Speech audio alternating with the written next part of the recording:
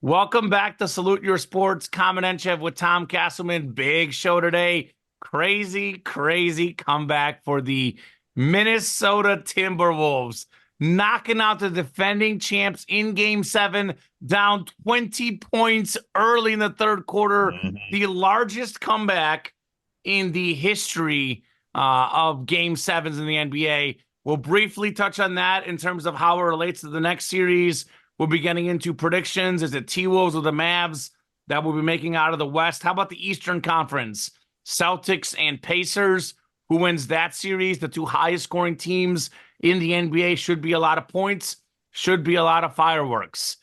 Speaking of drama, we'll head on the crazy PGA Championship weekend on and arguably more crazy off the course. Oh, my. A lot of stuff with Scotty Scheffler. A lot of great golf by Xander Schauffele, one of the most intriguing PGA championships that I could ever remember personally.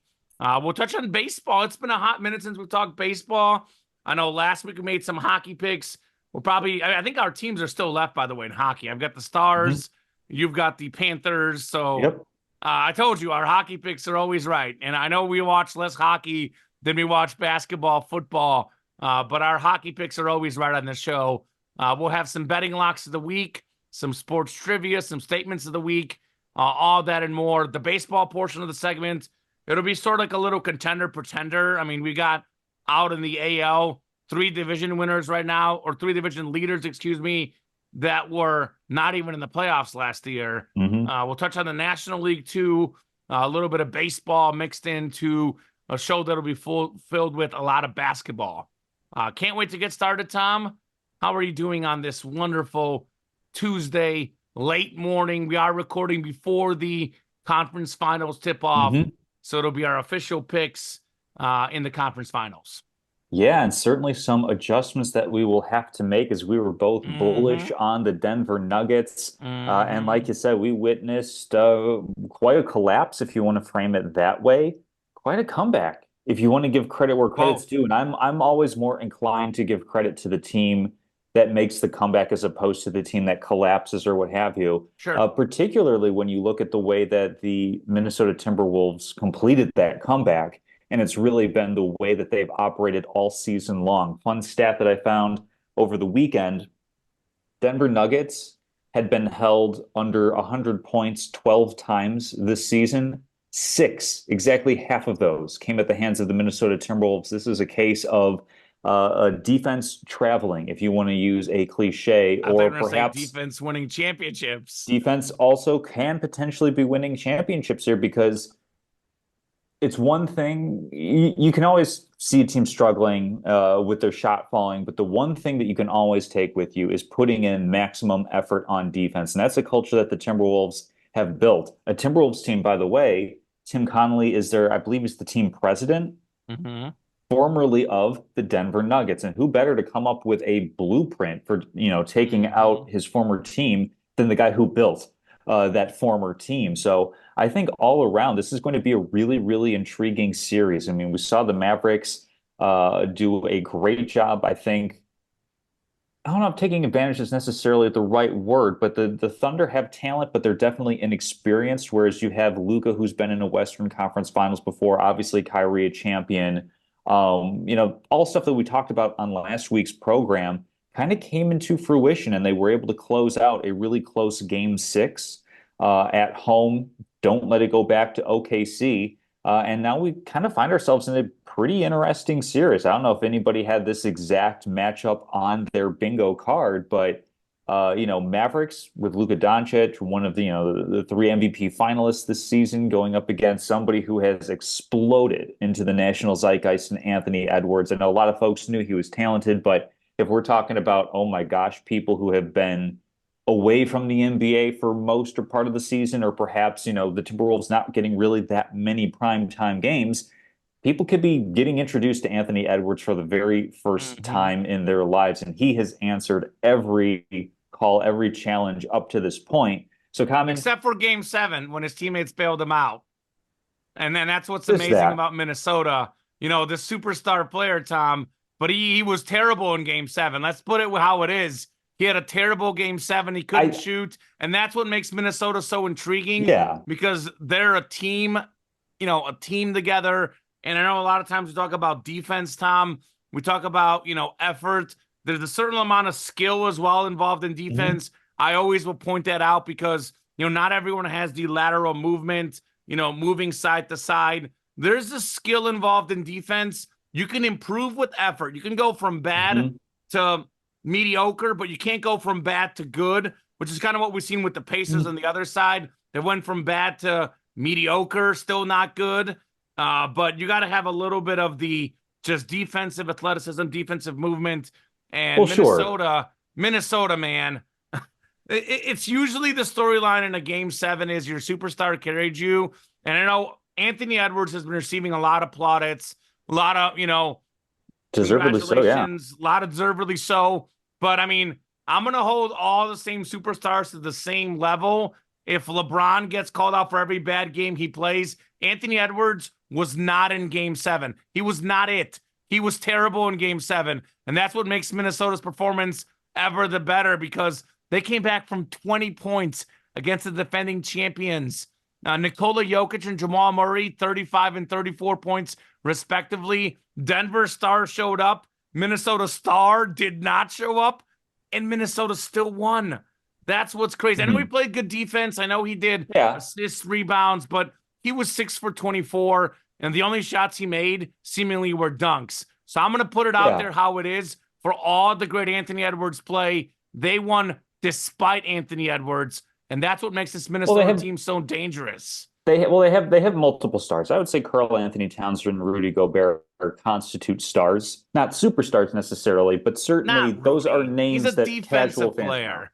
He's not a Did you star. did you see that turnaround fadeaway he hit? I think there's more to Rudy Gobert than He, meets the eye. he is not a star. Karl Anthony Towns, maybe, but Rudy Gobert is not a star, Tom Casselman. But he doesn't have to be a star. Mike Yeah. Conley's not a star. He's a very good basketball player. I mean, Mhm. in many ways, they're kind of like the Denver Nuggets. I mean, Denver have one massive star in Jokic. Then they have sort of like a secondary star in Jamal Murray. Karl Anthony Towns, sort of a secondary star. Then the rest of that team is just a bunch of good basketball players. They're not great. They're not getting invited to All-Star games. They're not going to be Hall of Famers, but man, do they play great defense and do they play great team ball out there in Minnesota. I was just very, very impressed with what they did in Mhm. game 7.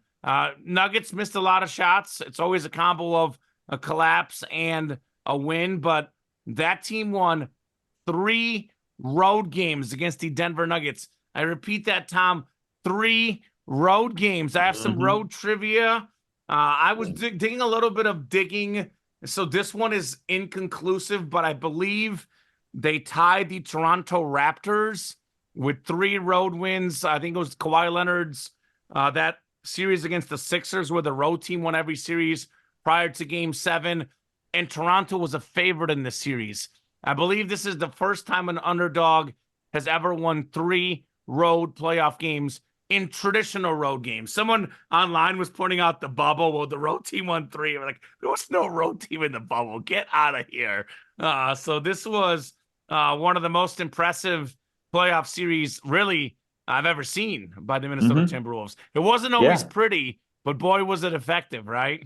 Yeah, like I held heading into the series, outside of perhaps the NBA Finals themselves, this was the most intriguing, the most interesting, gripping series. We're going to be of differing opinions on this upcoming matchup as we move into talking about Yeah, let's talk about Timberwolves the and next series. Mavericks.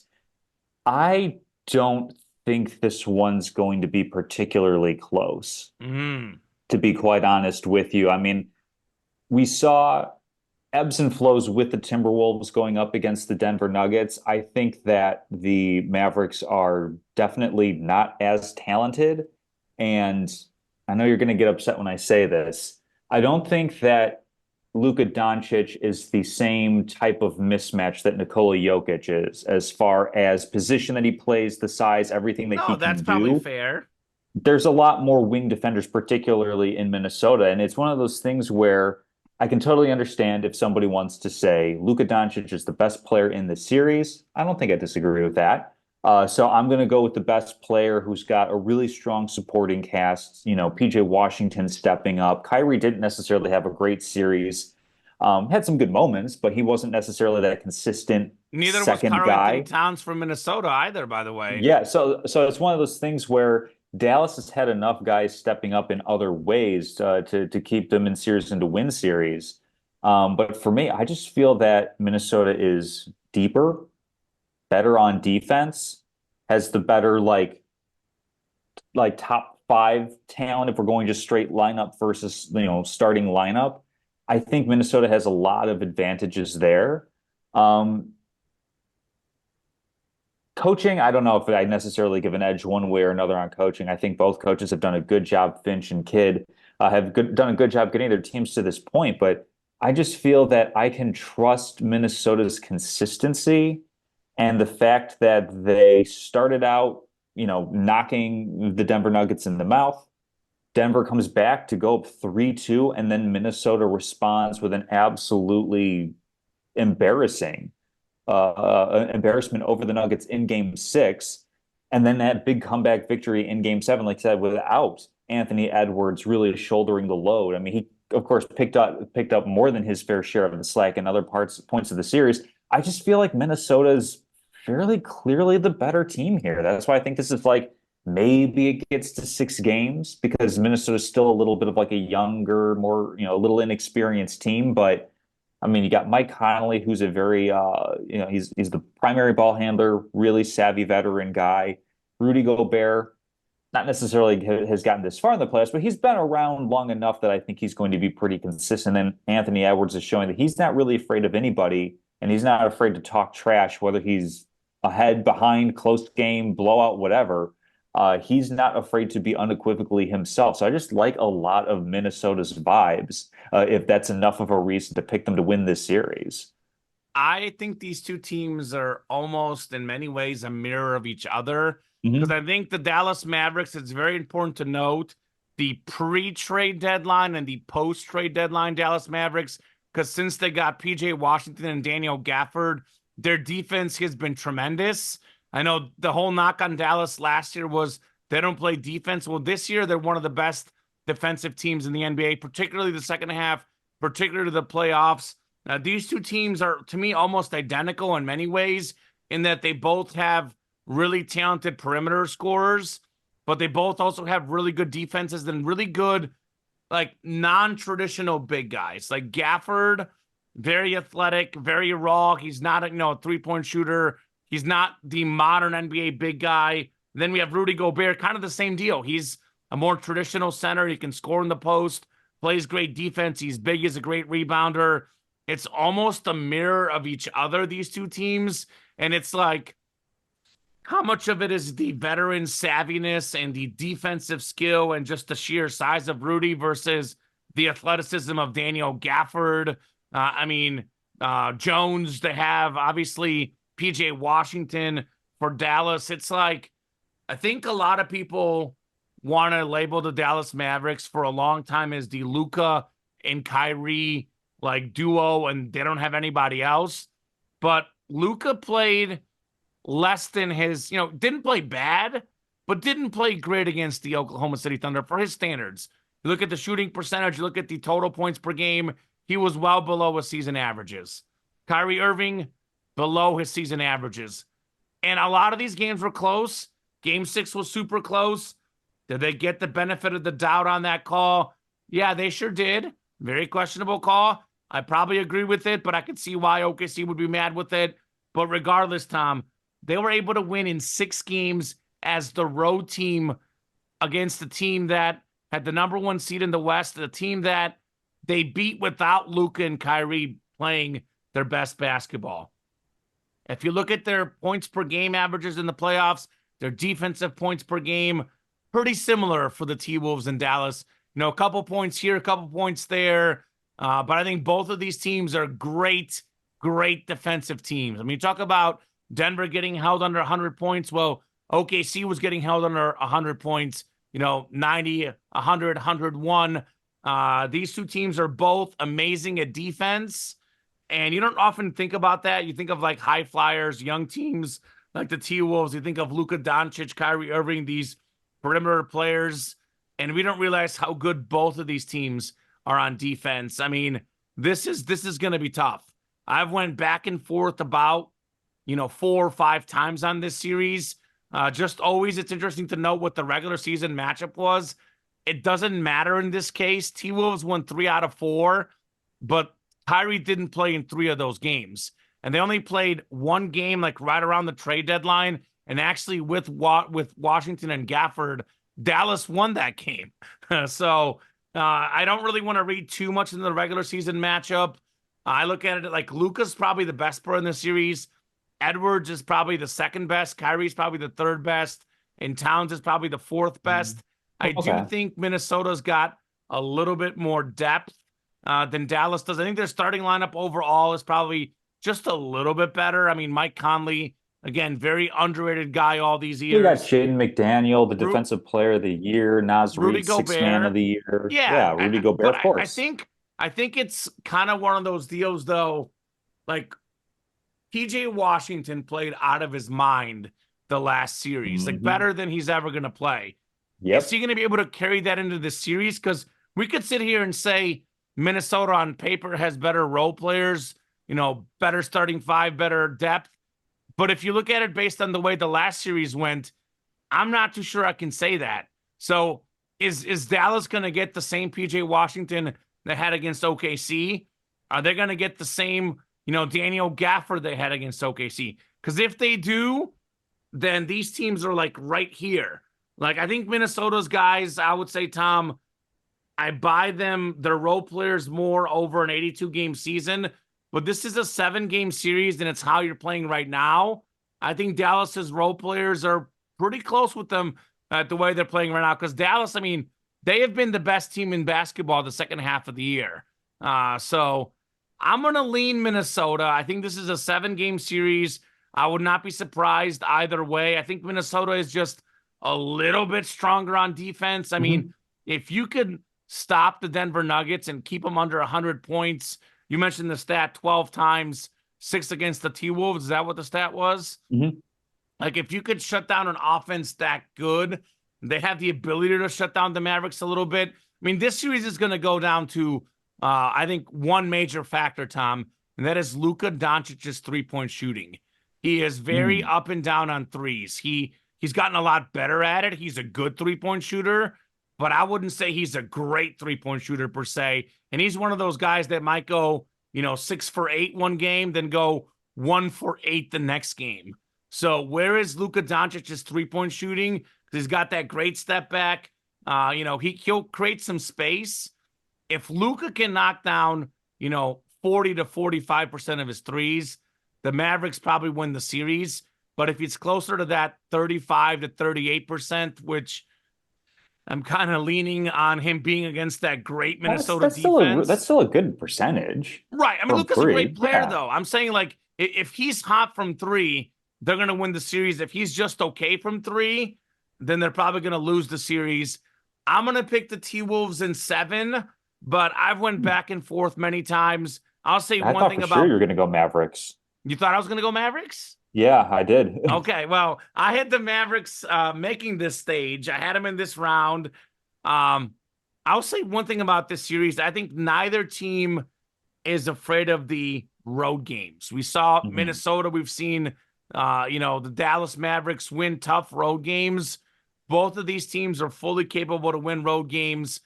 I don't even think the experience thing, a lot of people, like I was talking to a friend of mine via text, Tom, and, he asked me who do I think is going to win the series? And his reasoning was Dallas Mavericks because of playoff experience. And I'm like, well, look, I mean, Minnesota clearly is not fazed by playoff experience. I mean, they win 2 in a row against Denver, then they lose 3 in a row. I mean, like, mentally speaking, if you're a team that was fazed by playoff experience, you would completely fold in that scenario. Yeah. Then they win game 6 easily, by the way, and then they're down 20 in game 7. Think about that. Talking about playoff experience, belief that you can win. If you're down 20 in game 7 early in the third quarter against the defending champs on the road, if you were fazed by playoff experience, you were going to lose that game. Simple as that. So if you have a legitimate reason to pick the Dallas Mavericks because of, Luka, Kyrie, because of all these role players stepping up, because of Jason Kidd, that's fine and dandy. Make that pick. But if you're going to tell me that the Dallas Mavericks will win this series because of playoff experience, then you are ridiculous. You did not watch a single second of the Minnesota-Denver series. You're quite frankly not paying attention because Minnesota will not lose this series because of playoff experience. They're going to lose if Luka Doncic plays out of his world, which he might do. It's Luka Doncic. But I do agree, Minnesota a little bit better defensively, a little bit more depth. Their superstars, Edwards and Towns, have just a little bit better players than Dallas, but I will say it's a little bit. A lot of people think it's a little bigger edge like you do, Tom.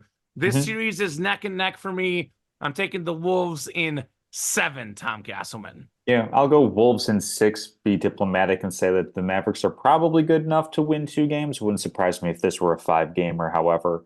Okay. Speaking of teams that faced a big deficit in Game 7 and playoff experience and all this stuff, the Knicks, their journey comes to an end, and really the New York Knicks looked like the Blues Brothers car where they get to the bank and the whole thing just gonna love this reference. Falls apart.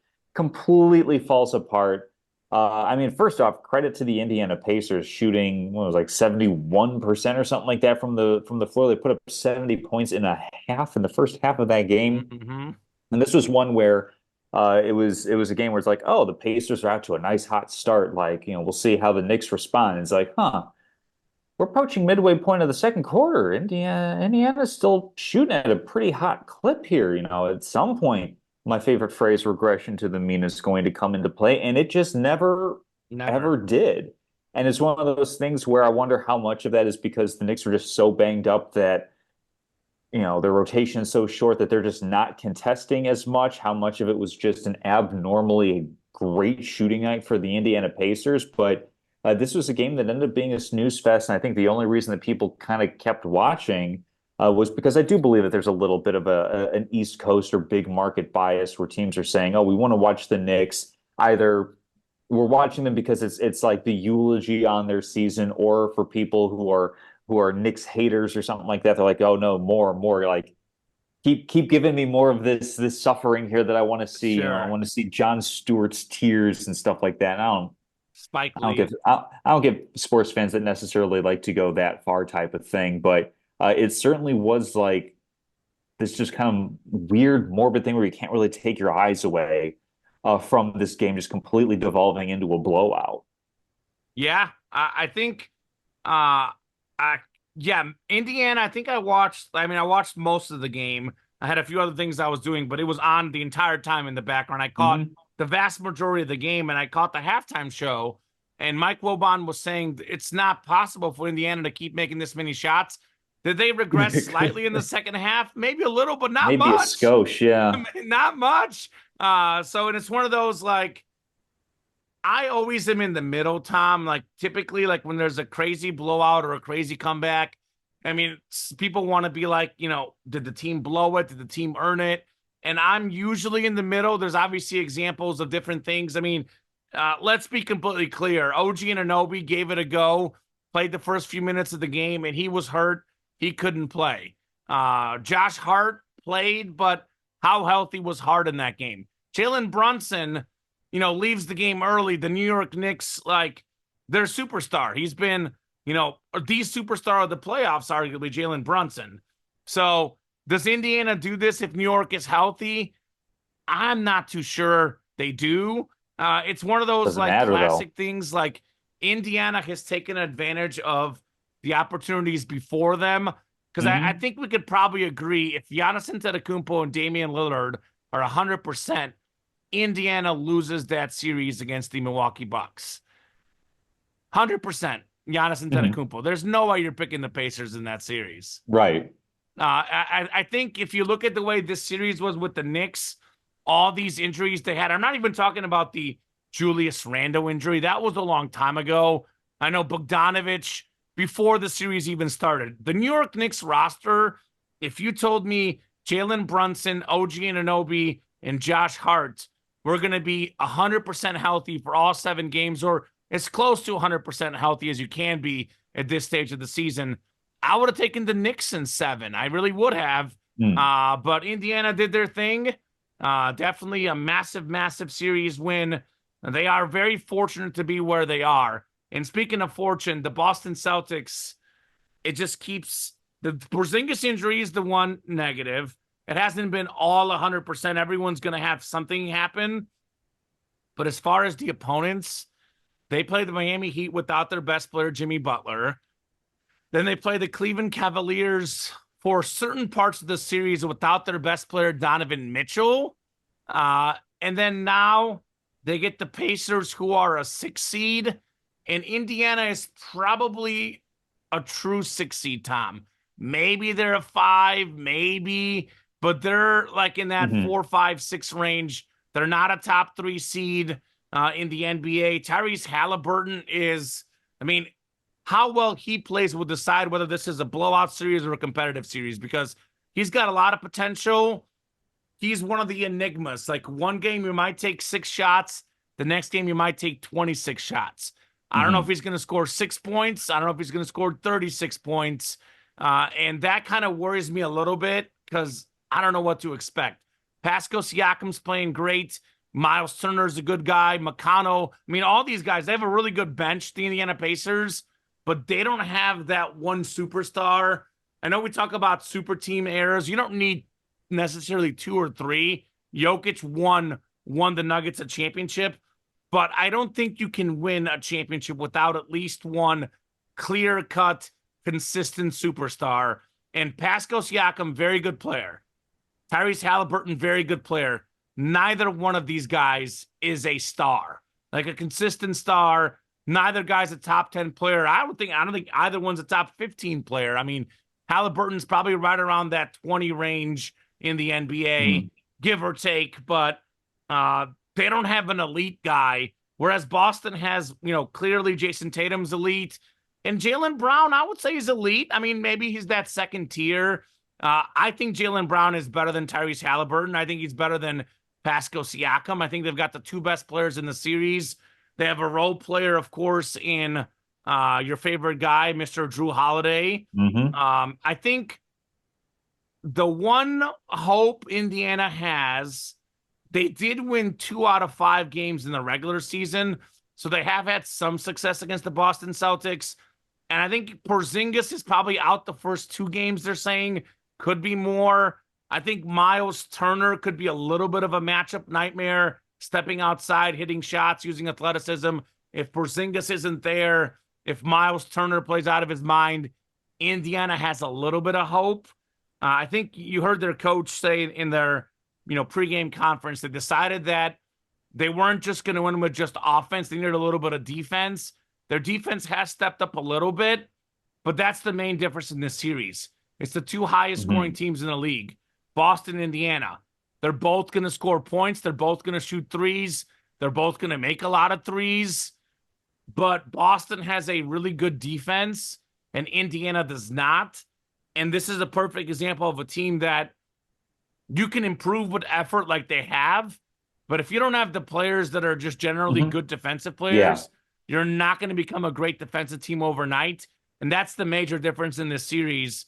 Indiana doesn't have the same superstars at the top, nor do they have the same defense. Boston, I think, is going to win probably in 5, maybe 6, just because if Hmm. Halliburton gets hot. But this should be Boston series to win, Tom, right? It should be. Oh, I absolutely think so. I mean, the Pacers, not just on the, benefiting from the injury bug biting the New York Knicks, but they're a pretty decent matchup as well when you take into account that they have the size advantage over the New York Knicks. They don't have such an advantage here against the Boston Celtics, where the primary star is what, 6'7", 6'8", 6'9", something like that, depending on what the official measurement is for Jason Tatum, as opposed to Jalen Brunson, the Knicks' best player, who's I think maybe 6 foot even, maybe type of thing. So that's definitely going to be the situation where, whether it's Tatum, Drew Holiday, my guy, probably is going to be drawing the primary assignment on Tyrese Halliburton. But even if he, gets switched off or something, mean, Jaylen Brown's still strong defender. Jason Tatum, same thing. Derek White. They can just throw so many different guys that are really strong two-way players up to the level of star against Tyrese Halliburton. So I think they're going to be able to limit him. I think Pascal Siakam might be the key, just as like the kind of like the big man mismatch a little bit, because I feel like there's not a great answer that the Boston Celtics can throw out there. Probably is going to be Tatum is the primary draw there. But I think it's just like a really not easy in terms of effort, but easy in terms of connecting the dots for Boston to say, okay, this is how we match up here, here, here, here, and here. And we're pretty well covered. Now it comes down to execution and planning everything out on that end, which I still don't think we really know with Joe Mazzulla how good of a coach that he is. Because I feel like he was a little bit of a limiting factor for them last season, and he might continue to be, just because I think it was technically like a second row coach when then Ime Udoka got dismissed for stuff, and they went to Joe Mazzulla. I feel like he's still like learning on the job. It seems a little bit, but I mean he's got a really really good team to do that with. So I like Boston a lot in this series as well. I'm going to say 5 games and feel pretty confident about it. The Indiana Pacers book it are going to win game 2 because that is the game in each series that the Boston Celtics just kind of give away for whatever reason. They're about And then they, 500 at home in the playoffs the last couple of years, by the way. I think they might yeah, be like either 500 or like a game over, but which is like they only had 4 home losses all year in the regular season.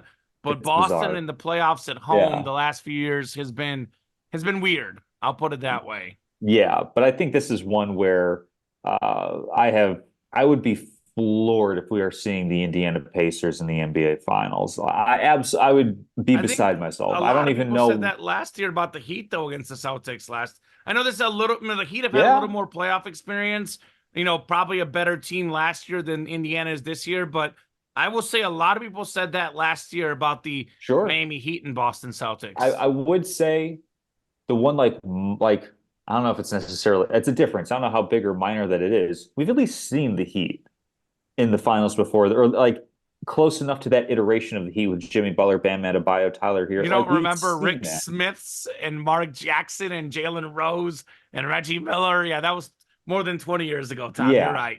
We haven't yeah. So seen the that's current guys for the yeah. Indiana The last time we saw the Pacers Pacers, that was the against the Lance Lakers. Stevenson, Roy Hibbert era Well, and against the the last Miami last Heat time they were in the in the finals though finals. was Yeah. was against Shaq, Shaq Hmm. and Kobe with Rick Yeah. Smiths as the big guy, Mark Jackson running the show, Reggie Miller, Jalen Rose, Hmm. Travis Best.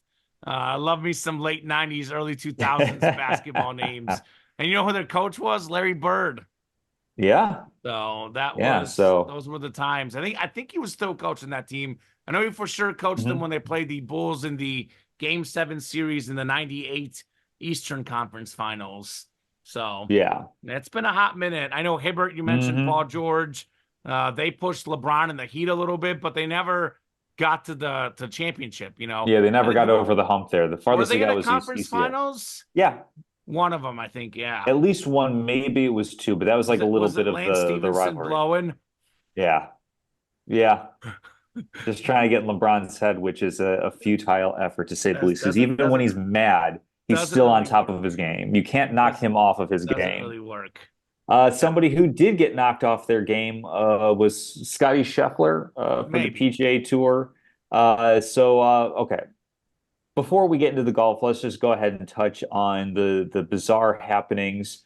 So there was a person died outside the golf course Hmm. on, I believe that was Friday morning. It was really, really early, like 5 in the morning. Scotty Scheffler is showing up to like start getting ready for his day. He's told to stop driving, but continues going for some reason. Ultimately, is arrested, booked. There is a mugshot where he's in the orange jumpsuit. And he hit a Um, policeman, and again, his account is that one told him to keep going, someone else told him to not keep going. The mhm. dash cam cameras for the police were Oh yeah, not the on. body camera The was not body camera on. was not on, so it's a little bit of he said, she Yeah, said. I feel like he's the probably going to get out because there's not enough Hmm. evidence, As it on should either be. side. Yeah, because that was But also something where, according to accounts, that the as Scheffler's going by, that the police officer attached themselves to his car.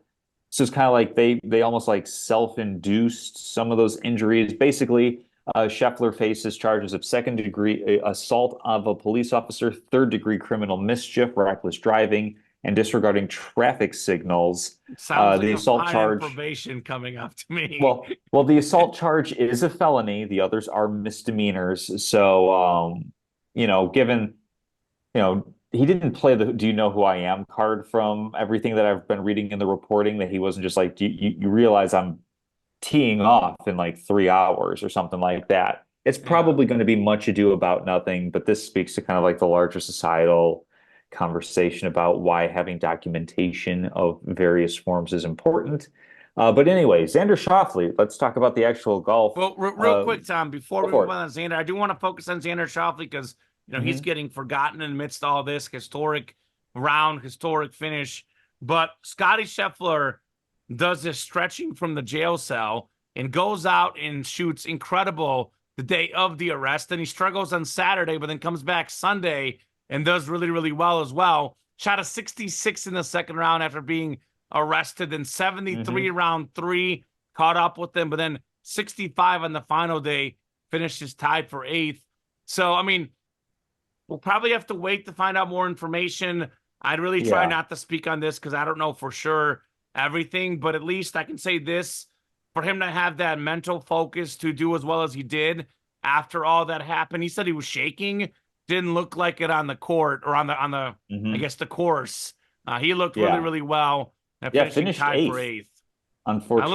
little bit So, lower than your betting lock pick of top five.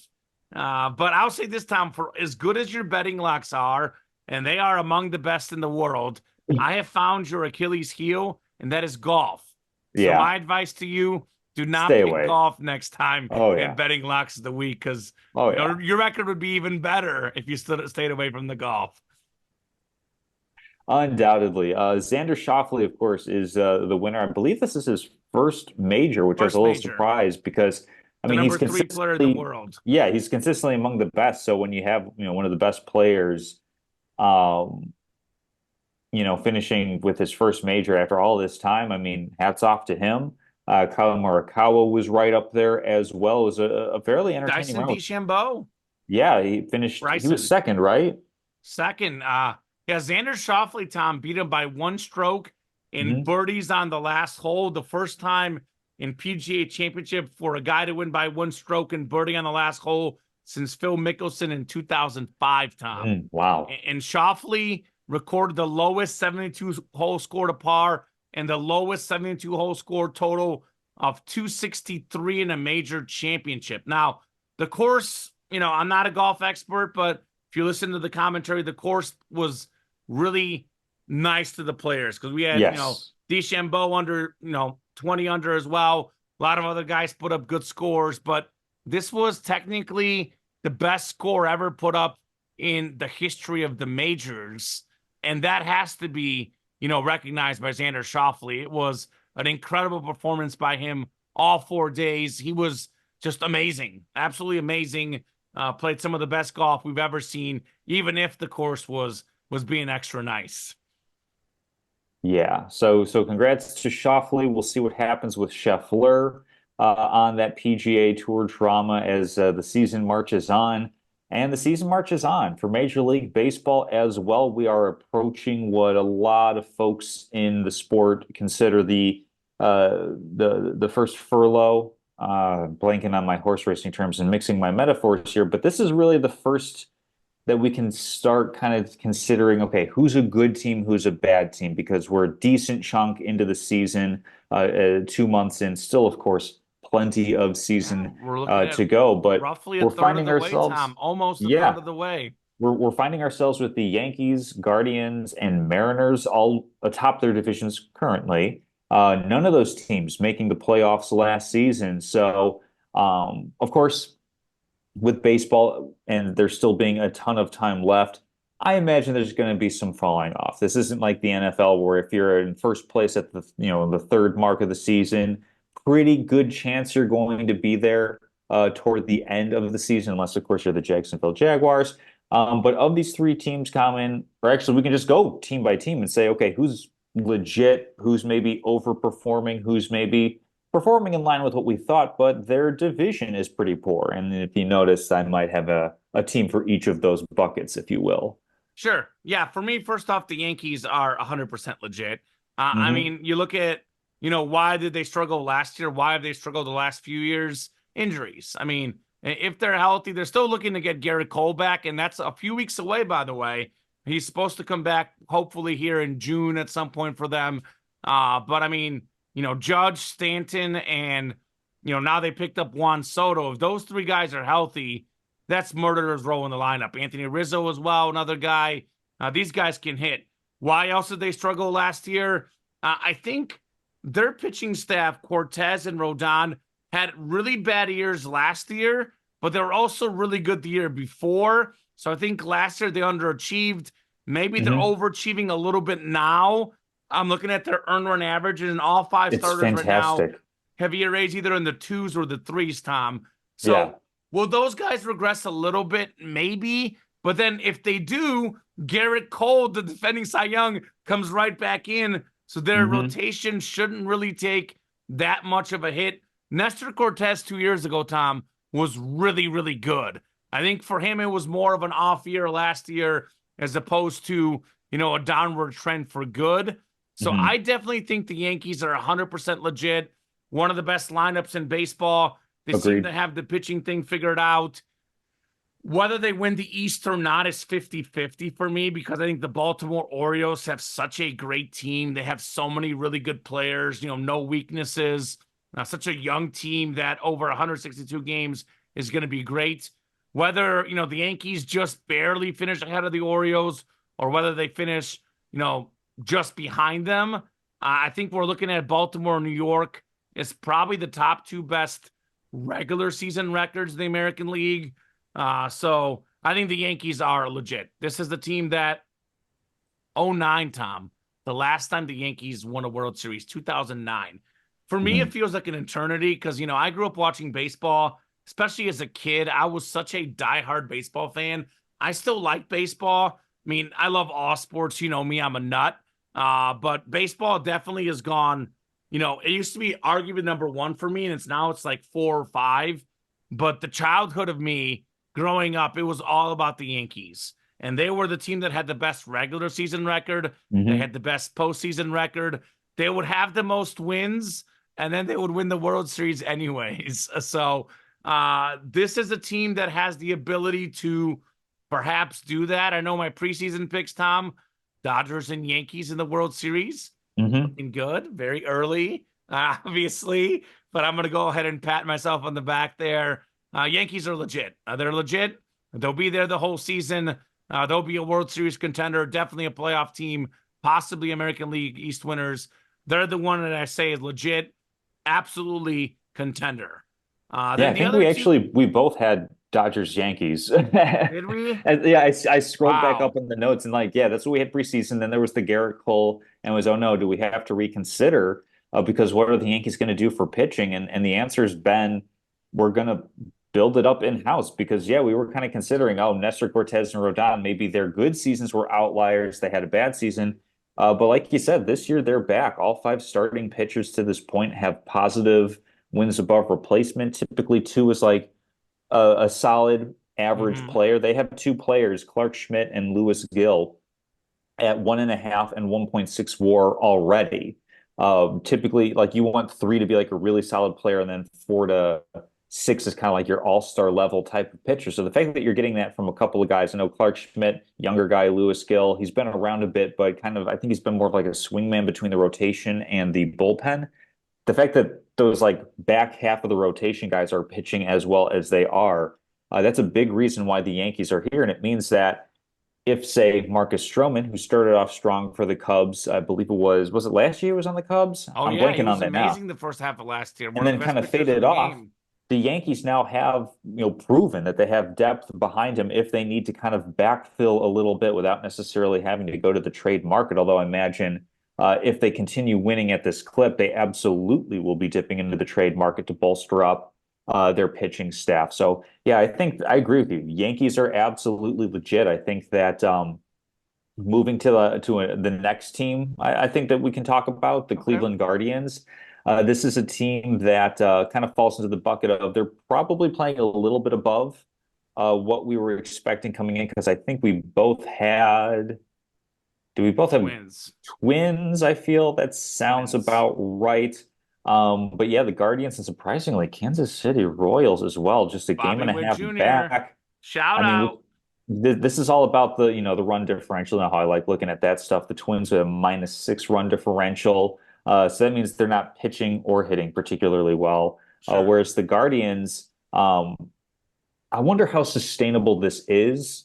I think a pretty good reason it helps that they have the run differential, but Emmanuel Clase with like a .93 ERA out of the bullpen, 14 saves. He's been slamming the door, which is really key for Their like bullpen in general has been unreal. I looked at their yeah. bullpen numbers.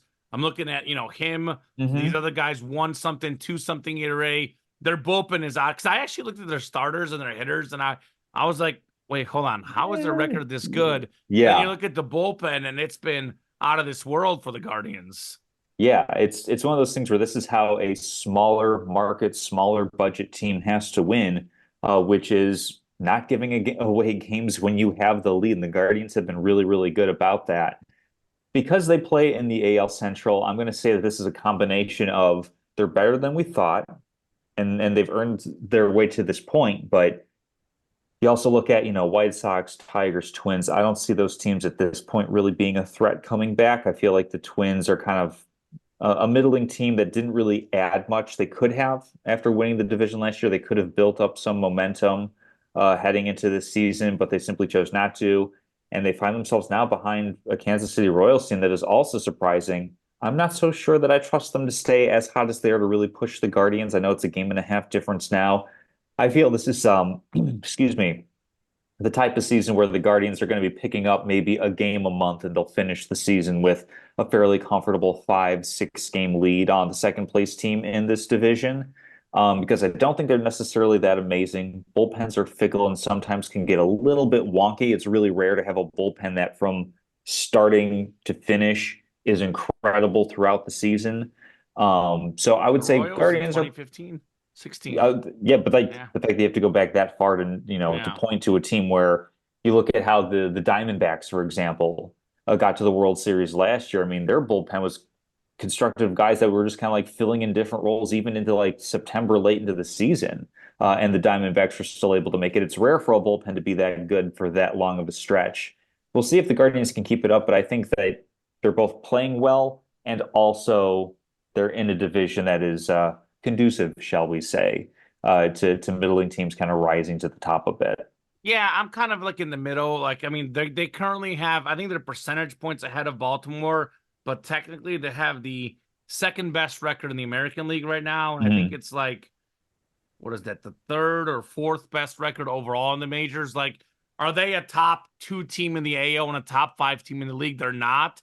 But then again, Hmm. Tom, neither was Arizona, neither was Texas for much of last year. So, as we Sure. say for the baseball playoffs, you just need a seat at the table, get in the dance, anything can happen, which is, encouraging.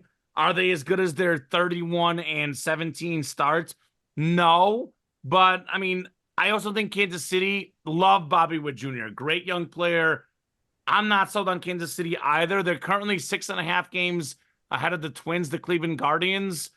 Are they good enough to win that division? I mean, do you have some good hitters too? I know we talk about the bullpen, but Jose Ramirez, Josh Naylor, these guys, they're good hitters. They're playing great baseball. Ramirez has Hmm. been a very underrated guy now for many years, Jose Ramirez.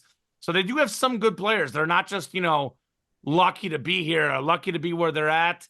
Yeah. Are they going to regress to the mean, as you say? I think so. But are they going to win the division still? I think so as well. We've seen nothing from Minnesota to say otherwise. I mean, you're a run differential guy.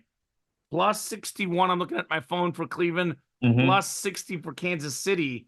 The only teams with better run differentials, the Phillies, the We'll get Dodgers, to, yeah. and the Yankees. So these are run differential wise the fourth and fifth best teams in baseball right now. So, we'll get to the Phillies in the next segment, but Hmm. definitely Guardians overachieving. But are they going to be in the playoffs? I say yes. They'll win the Central. They'll make the playoffs, the Cleveland Guardians. The third team, Tom, the Seattle Mariners, they're actually right about where I thought they would be. Hmm. They're currently what I'm 26 and 22, 4 over. Their run differential, by the way, Tom, +2. Your Yes. favorite stat. So currently, the Rangers are not playing as good as they usually are. Keep in mind, the Rangers are going to get Max Scherzer and Jacob deGrom the second half of the year. Now, are they going to be the pitchers they used to be? I'm not sure. But even if one of those two guys could even be remotely close, essentially, like, worst case, they struggle. They're not at their best. You're essentially picking up a second or third starter, which is Hmm. still a lot to pick up. And you're picking up two of them. So I think Texas is going to be really good in the second half of the year. The Astros had one of these weird starts. They have a really good team in Houston, and they were playing some really bad baseball.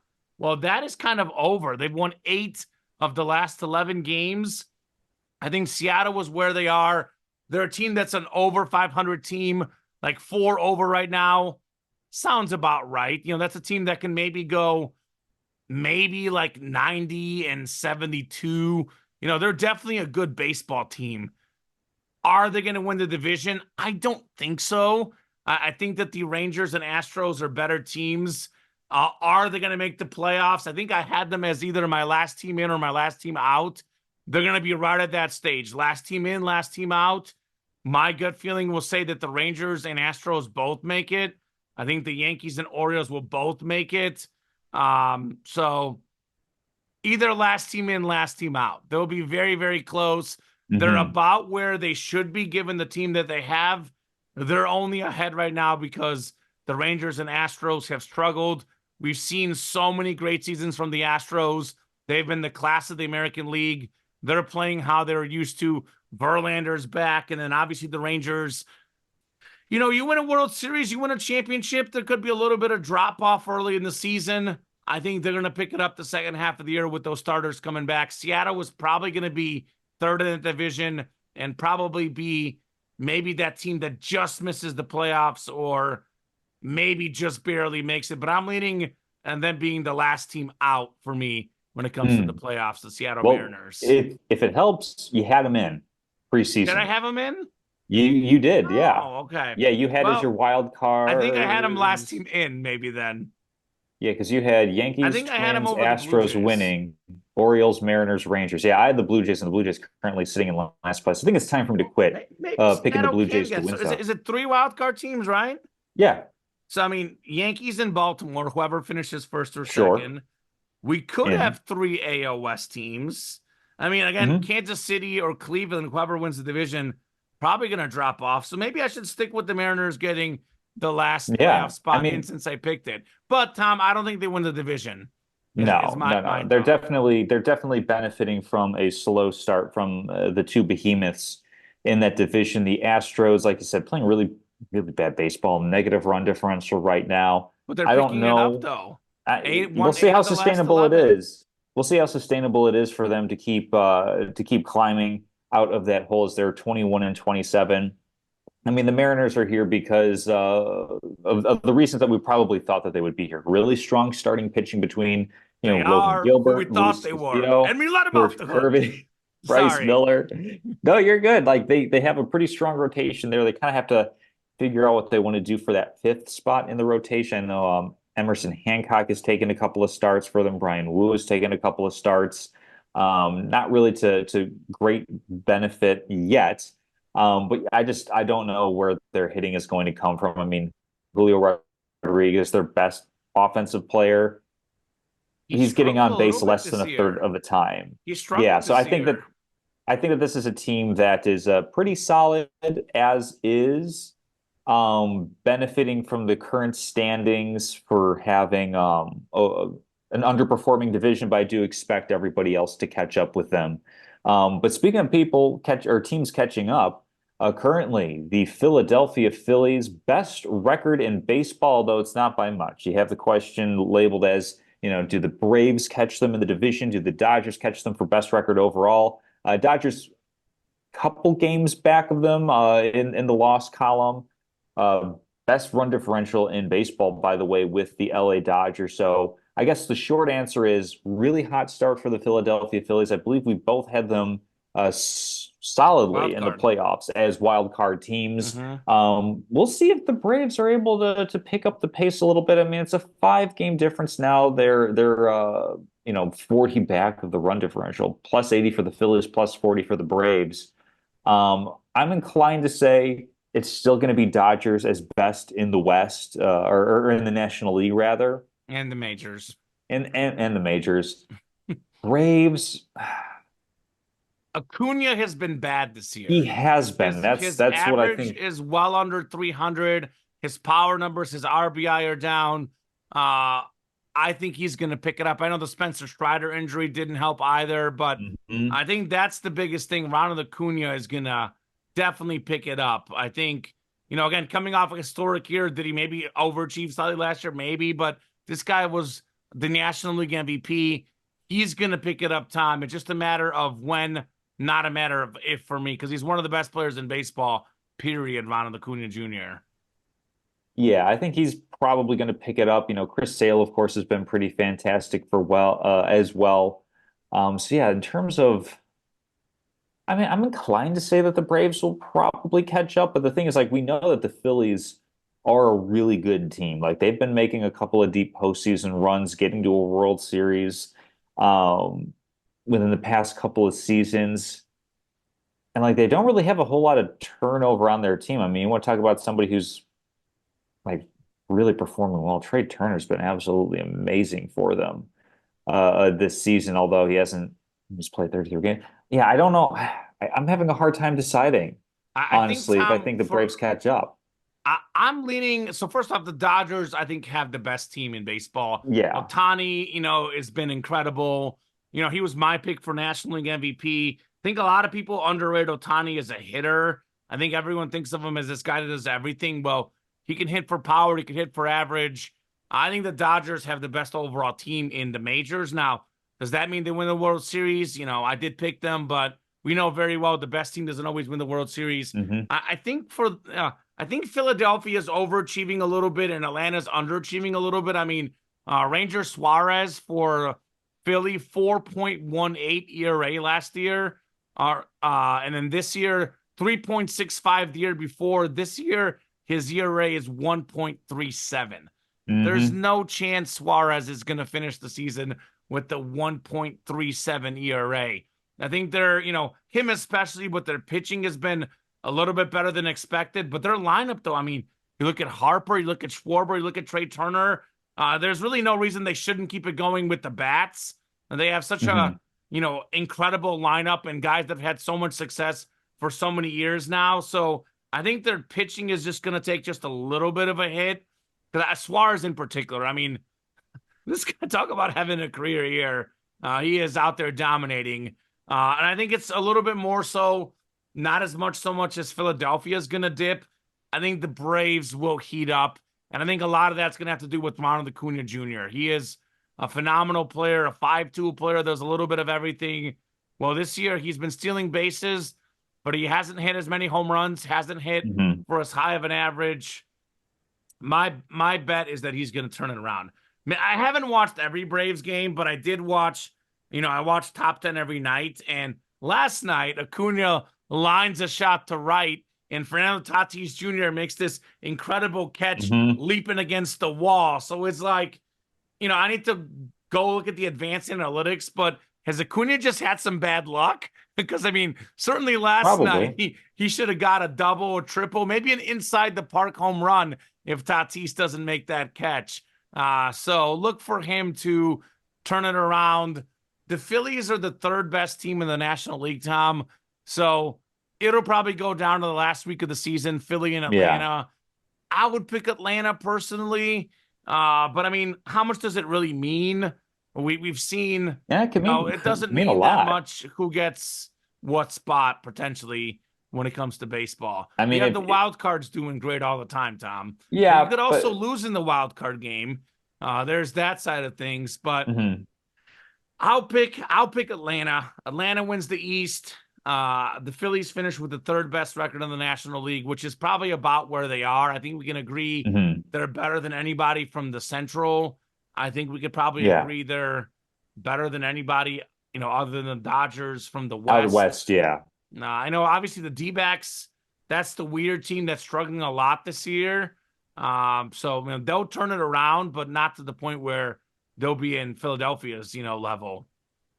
Yeah, no, I mean, it's significant because I know that with the current playoff structure, wild card teams have done pretty well. But if you ask a team, hey, do you want to be at risk of going home in the wild card round? The answer is probably going to be no. So I think that there is a big incentive to go ahead and win your division, get home field advantage, get a little bit of time off. So yeah, it'll be interesting to see the season as it develops, how teams progress, how players either progress or regress to the mean.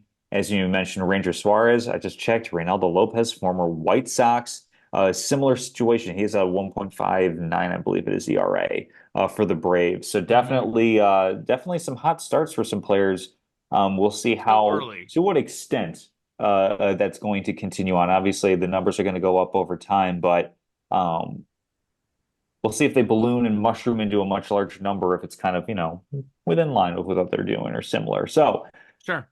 talk about regression to a mean comment. Oh, betting locks. 1 in 5 for betting locks of the week, and I'm sure of all the locks, the one that hits the one that you wanted to hit the least.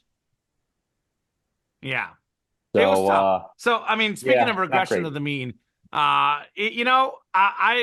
I've been saying all year our show is over 500 every week, Sure, and here yeah. I am now, only one game over 500 for the season, 39, 38, and 1.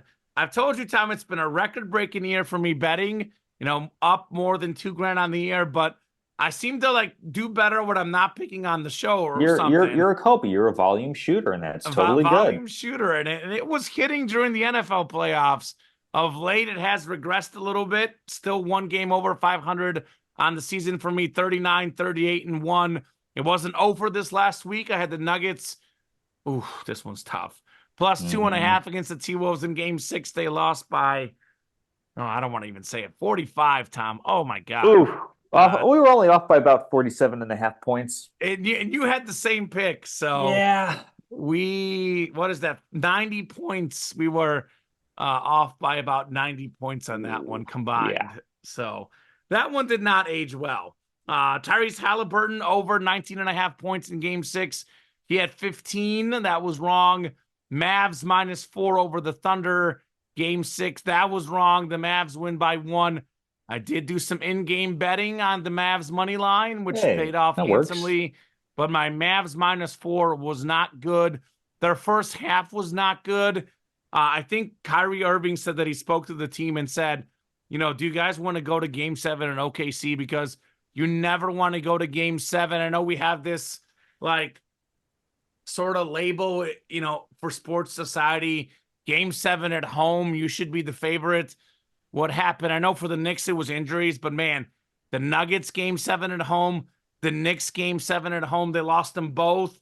And for Dallas would have been game 7 on the road. So Dallas took care of Hmm. business. They just didn't win by, more than 4, unfortunately.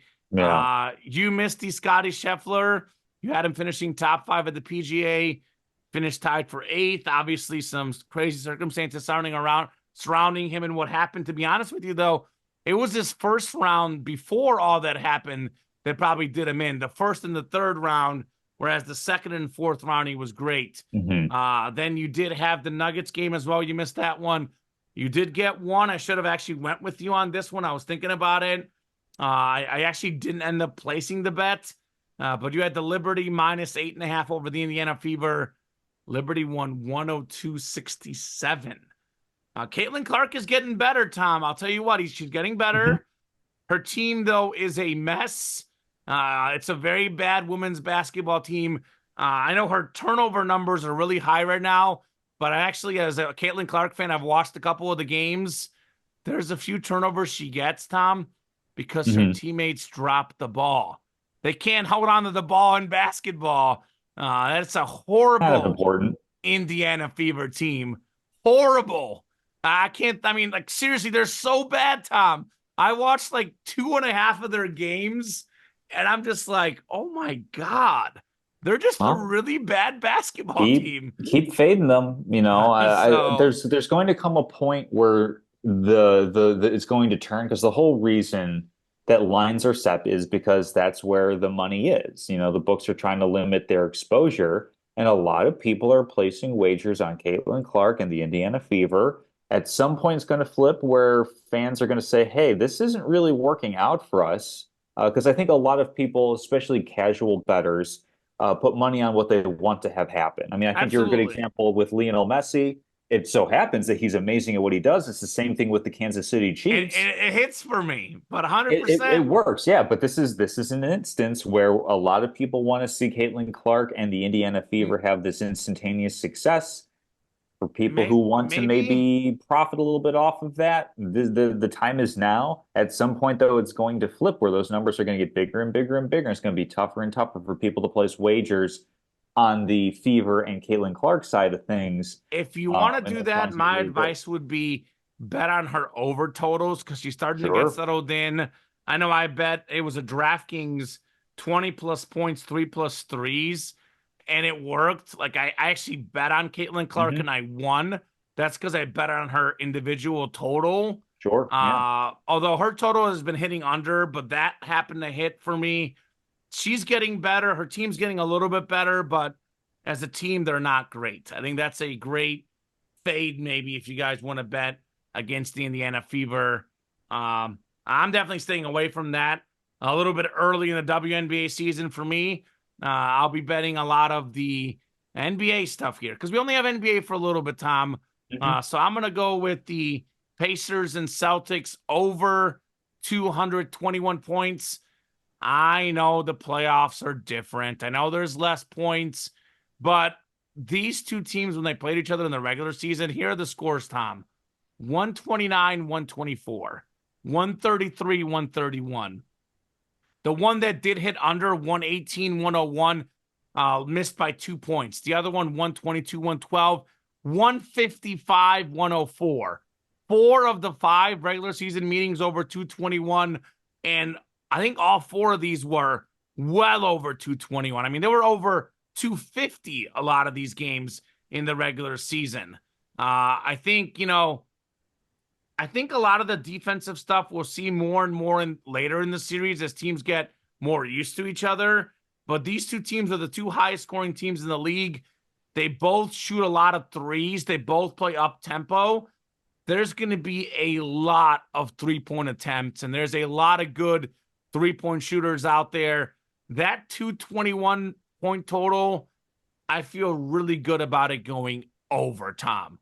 I think it's going to change as the series goes on. I think when they start scoring, 230, they'll kind of move it to, up to 225 as the players get more used to each other, get more used to the tape.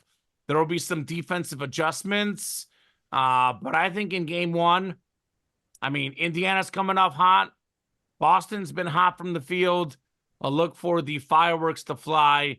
Whole lot of points in game one, over 221. Probably of my three locks on this show, this is the one I feel the best about. I'm not going Hmm. mortgage because you know how those go. Yeah. But definitely think the over 221 in the game tonight is a smart play. I got to make sure I stay over 500, Tom. So I better go at least 2-1 this week because I don't want to go under 500. That's the measuring stick. If you're getting more than half of them right, when it comes as far as locks go, you're okay. My second lock is Anthony Edwards over 27.5 points in game one. This guy has been a flat out killer in the first game of these series. 33 game one against the Suns, 43 against the Nuggets in game one. Gets hot right off the bat. He had a really bad shooting game last game. He has not had two bad games in a row. He's had only a few bad shooting games, Tom. Against the Suns, he scored 15 points. The next game, he scores 36 points. Against the Thunder, he had 19 points in one of the games. Or excuse me, against Denver. The next game, 44 points. He bounces back pretty good. And then He did have the one where at 18. The next game he bounced back with 27. So coming off a bad game, Anthony Edwards usually has a really, really good game. I think Dallas will figure out ways to guard him as the series goes on, but I think that game one, the game two, it's the feel out process. I just don't see him being cold 2 games in a row. I think he's going to come out on fire. Over 28 points for Anthony Edwards against the Mavericks in game one on, I believe, Wednesday night. And lastly, I'm going to baseball for tonight's game. I'm a little bit worried, Tom, because this one is so like if you look at current stats, it so leads to this hitting, but then that's the other side of things. Like, where's the regression? Because it hasn't happened. It's bound to happen. So this pick is making me a little bit nervous, but I'm going to go with the stats. I'll go Cubs, Braves, under 10.5 runs tonight, minus 125. The last 3 games, Tom, the Braves have only scored 1 run each. Their last 3 games, they're really hitting really bad at the moment. They'll come out of it, but I'm hoping that it's going to be one more slow day of hitting for Atlanta. Meanwhile, the Cubs, similar story. Last 3 games, 2 runs, 1 run, 3 runs. They got 2 good pitchers on the mound. Javier Assad for the Cubs, starting with a 1.49 ERA. Charlie Morton for the Braves, 3.52 ERA. These 2 teams played last week, by the way, Tom. Combined runs, 2, 7, and 8, aka all 3 games going under. So all the stats point to under 10.5 tonight, which means that it's probably gonna, go the opposite route. So if you want to fade me, but I'll go with the stats. You know how much I love stats, Tom. Cubs and Braves under 10.5 runs. Anthony Edwards over 27.5 points. And then the game one over 221, Boston and Indiana. A lot of unders hitting the playoffs. I think this is an over that'll get us more of that regression to the mean when it comes to the over-unders. Yeah, I am going to have a similar play to you for that over-under on the Pacers Celtics game. I'm going to go with the Celtics team over 116.5 because I looked at the total. I looked at the spread. The spread's 10 points last I checked, but I'm feeling pretty confident that the Celtics are going to be able to get their buckets against an Indiana team that, despite having a good defensive head coach in Rick Carlisle, despite, like you said, they have some good length and they're able to put in some effort, but maybe the defensive talent isn't all there. I feel probably of those 3 things, the most confident in the Boston Celtics offense. I think the defense, the reason I'm not going for the total game over is I'm not 100% sure about the Pacers offense. Obviously, they shot the lights out against the New York Knicks in Game 7. But like I was saying in that series recap, this is a different kind of cat that they're going to be going up against in the Boston Celtics in terms of just the size, the length that Boston is able to throw the Pacers' way. So I'm feeling most confident that the Celtics will be able to get their points. Not entirely sure about the Pacers or the spread, so that's why I'm going with the Celtics over 116.5 as their game total for game 1. Give me the Timberwolves minus game 4. I feel completely comfortable jumping into this series, not really knowing how these 2 teams are going to match up, and saying that the Timberwolves at home are going to win by 4 over the Mavericks. Like I said in the recap, I think this is going to be a series where the Timberwolves are going to out defend the Dallas Mavericks. And it wouldn't surprise me if Dallas doesn't really have an answer game 1.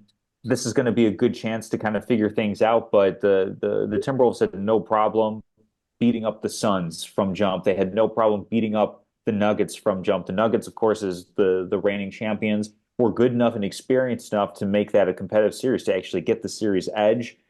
Like I said, the Mavericks are not as good as the Nuggets. That's why I feel pretty comfortable picking the Timberwolves minus 4. And then this is going to be, I'm going to go with a series price. So game 4 for the Celtics and the Pacers is going to be on Memorial Day, Monday.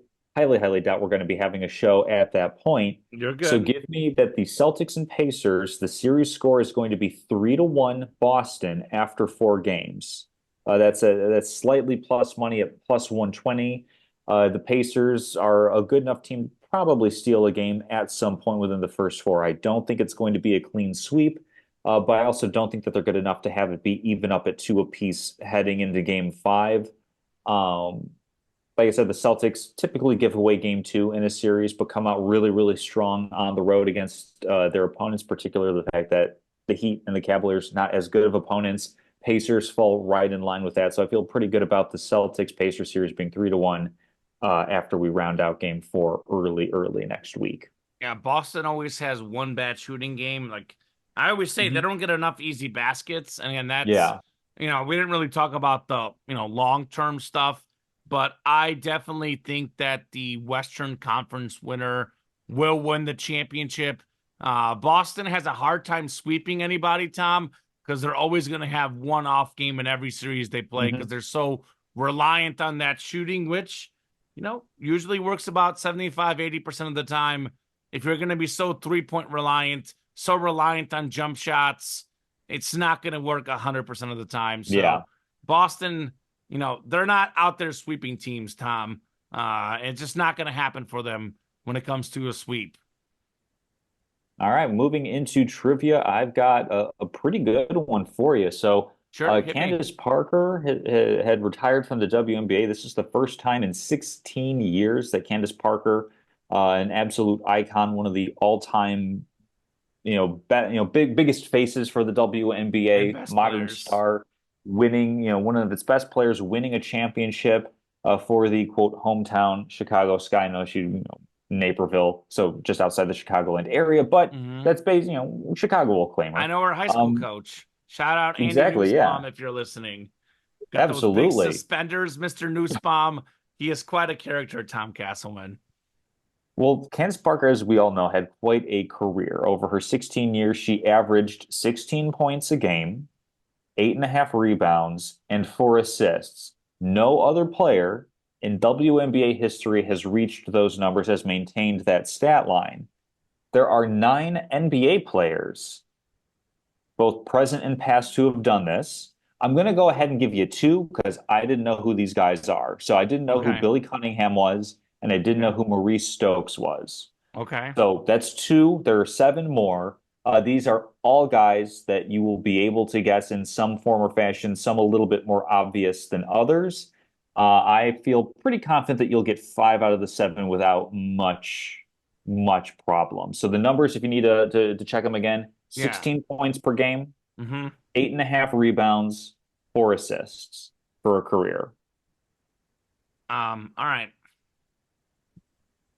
16. Let me write down the assists. Let me write these Yeah, down so I could see it. you're I want good. to get these right. So 16 points, Hmm.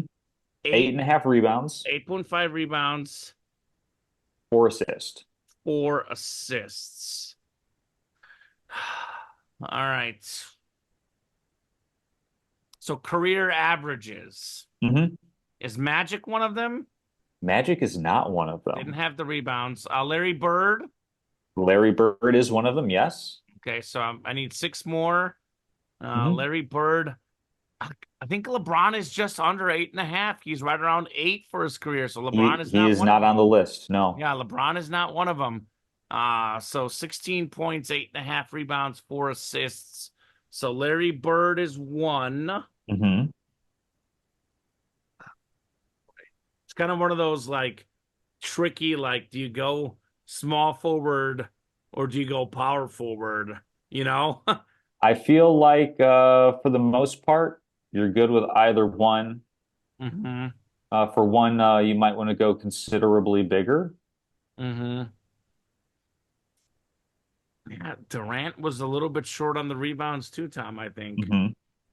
Correct. He's not on the list, but a few of So his contemporaries are. Dirk is probably short on the assists. Hmm. I mean, are we going like Wemby? Did Wemby have 4 assists this year? Does he Victor count? Wembanyama, no, he does not Okay. count. So he does not count. So, all right. So contemporaries to Kevin Durant. This will be close. Hmm. I will guess him. I feel like he may not have the assists, but Tim Duncan Not Duncan. does not have the assists. Nope. Uh, 4 assists, 8.5 rebounds, 16 points, 7 guys. Did Hakeem Olajuwon get 4 assists? Not Hakeem, How about KG? not Garnett. That would have been one of my first guesses, but Okay, Not KG Garnett. not 4 assists. All No. right. Okay, hold on. So contemporaries like I mean Nikola Jokic, obviously. Jokic is one of them, yes. That's a modern guy. So I need 5 more. Hmm. Shaq was a little bit short. It did have some 4 assist seasons, but not enough for a Not enough for a career career, yeah. average. So not Shaq, Larry Bird, Jokic. All right. So more There's two more modern. guys that are Oh, no, he go doesn't ahead. have enough rebounds, I don't think, though. Is it a guy I hate? He doesn't have enough rebounds, I feel like. No, you absolutely love the other two guys that are still in the NBA today. Oh, current guys. Current guys, And yep. I love them. You love these guys. Is this like I actually love them or is it You actually love sarcastic? these guys. I'm not Russell Westbrooking you on this Okay, one. yeah, because like Westbrook doesn't have enough This is about rebounds. Candace Parker love, not poking Yeah. fun at the Russell Westbrook hate All right. So two modern guys that you that I love. You that I adore them. love. I mean, Giannis, obviously. Giannis is on there, yes, sir. Yeah, Giannis, because he does get good assists. And then I mean Luca. Luca's the other one, yes, sir. Yeah, So that's a lot that's of it for the rebounds for guys. a guard. Yeah, So those are the modern guys. So we've so got three three more to go. three more to One go. of them we've seen play, and he's going to be a tough one. I'm going to have to probably give you a bunch of clues on him.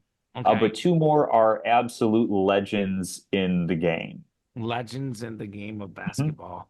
16 points, 8.5 rebounds, and 4 assists. Legends of the game. All right. One guy is huge. The other guy I got to look up real quick. You didn't have the assists. I was gonna say when you're saying huge, but I mean, yeah, I Hmm. don't think he had the assists. I don't know why in my head You Yao might Ming though. popped up. Not Yao Ming. Yeah. No, we didn't actually see these two guys play. We'll focus on the legends of the game Okay, first. so we didn't see these guys play. No, I mean, I don't know if he had the assist. Charles Barkley, not Barkley. You'll have to go farther back than that. Moses Malone. Even farther back.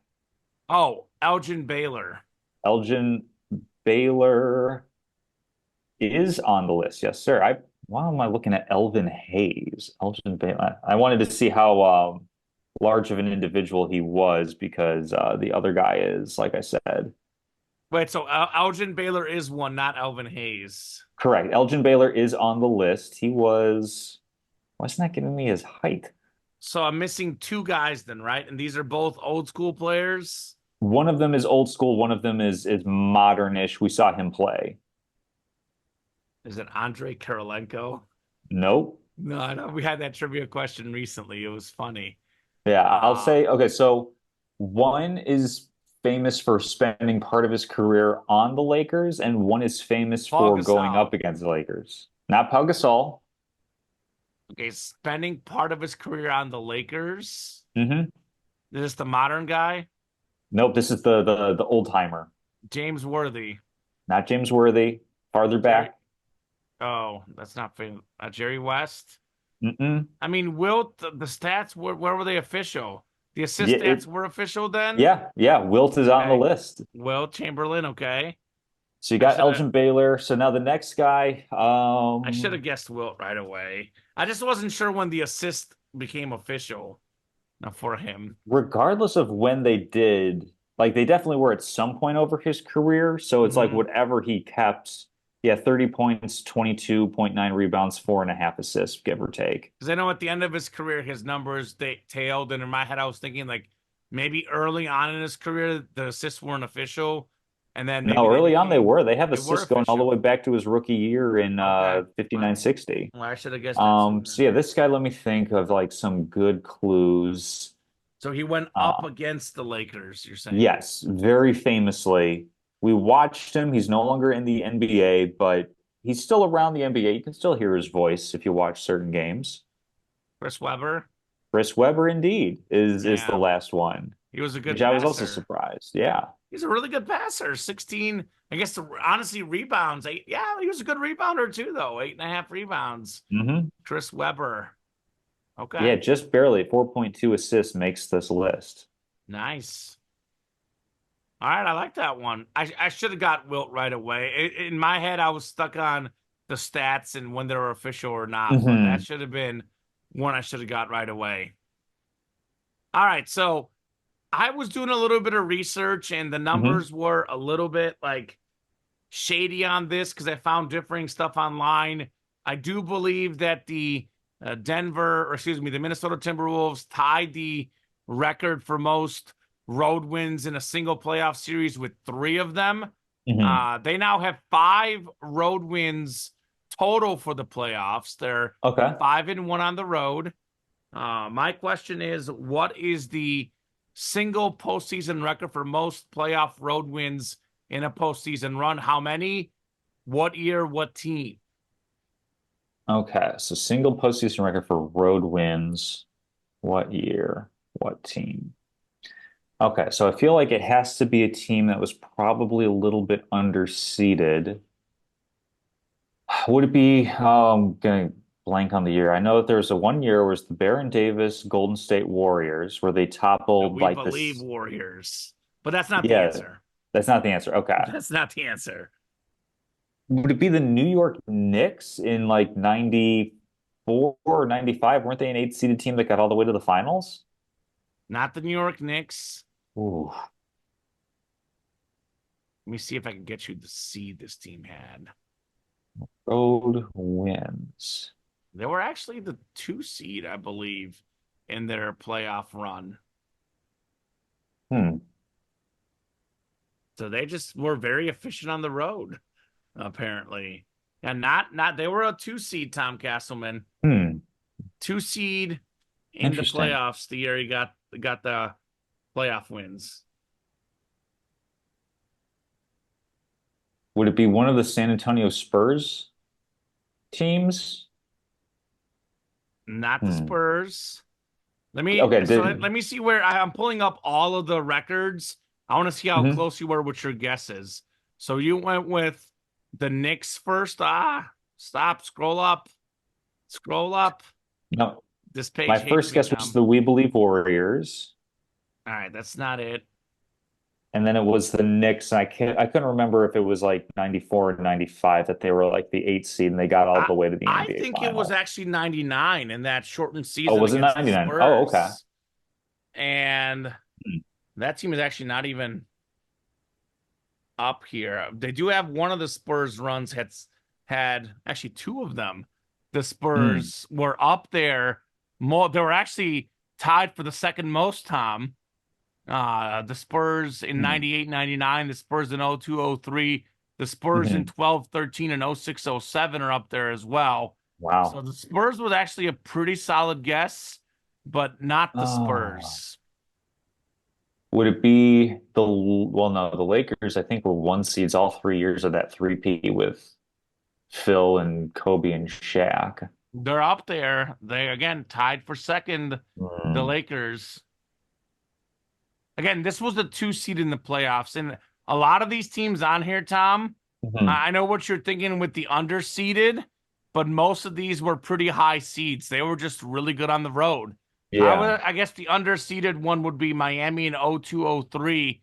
They were, a bunch of Hmm. teams tied for second. Miami was tied for third afterwards. But I'm looking at a lot of these teams, Miami in 2019-20 tied for second, maybe an underdog team. But actually, Boston in 01-22 was tied for second. The Hmm. Warriors, I believe this is with Durant and Curry, had a bunch of playoff wins as a 1 seed on the road. The Hmm. Lakers in 2001, I think that was the year they went, I believe it was like 15-1 in the playoffs that year, Tom. Back Right. in the 5-game series, they lost one playoff game the whole year. So they were just flat That's out a winning yeah, that's a good everything. thing to consider actually, because I forgot that for a while it was 5 games. Would it be the Pistons in what was it like '06 or '05 that Not they the won that Pistons. So title? this team was in the 5-game era. Hmm.